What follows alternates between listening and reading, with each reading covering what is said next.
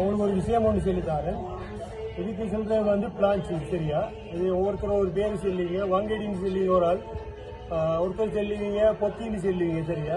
ஆனால் இதுக்குள்ளால வந்து அடிக்கடி ஆயில் வடிங்கி பூட்டால வெளியே வருவீங்களா, அது என்ன ரீசன் நான் காட்டி தரமா பாருங்க. இந்த பாருங்க டிஃபரன்ஸ் உள்ளுக்கும் சரியா. இந்த வீல்ல வந்து ஒரு கோடு வச்சுக்கலாம் பாருங்க, பீலி சரியா. இந்த பீலி வச்சுக்கிறது வந்து பாருங்க, இதுக்கு சிலவங்க இதை கவனிக்கிறதில்ல சரியா. இதுக்கு சின்ன ரிங் ஒன்று போடணும் நாங்கள் பாருங்க, ஓரின் ஒன்று சரியா, பார்த்துக்கோங்க.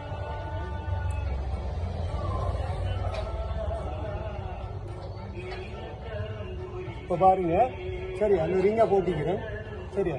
இது என்ன செய்ய வந்து இந்த பிளான்ட் சைடு பேர் சரியா, வங்கடின்னு சொல்றது. அப்போ இது உள்ளுக்கு என்ன செய்யுங்க, இப்படி இறங்கும் சரியா.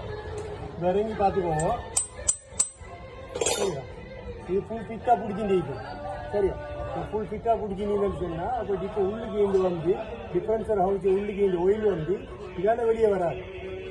இந்த ஆணி சம்டைம் வந்து இது ஆணி உடங்கி வந்து விழுந்தாலும் சரியா, ஒயில் வெளியே வராது. இதுதான் ரீசன் சரியா. நீங்கள் வந்து டிஃபரன்சர் கழட்டி செய்யும் போதும் இந்த வங்கடி இருக்குல்ல ஒயில் வடின்னு சொன்னால் சரியா, நல்லா ஞாபகம் வச்சுக்கொள்ளுங்க. இந்த விஷயத்தை கொஞ்சம் பாரு சரியா. இது சொல்றது வந்து ஸ்பைடர் வீல்னு சொல்றேன் சரியா. இது ஸ்பைடர் வீல்னு சொல்றேன், பார்த்துக்கோங்க வீல் சரியா. ஓகே சரி ஓகே பாருங்க, இதெல்லாம் டிஃப்ரெண்ட் சார். நான் இப்போ காட்டினேன் பார்த்துக்கோங்க. இது இப்போ வந்து இப்போ நான் இதை வந்து பிளான்ச்சை போட்டுக்கிறேன் சரியா.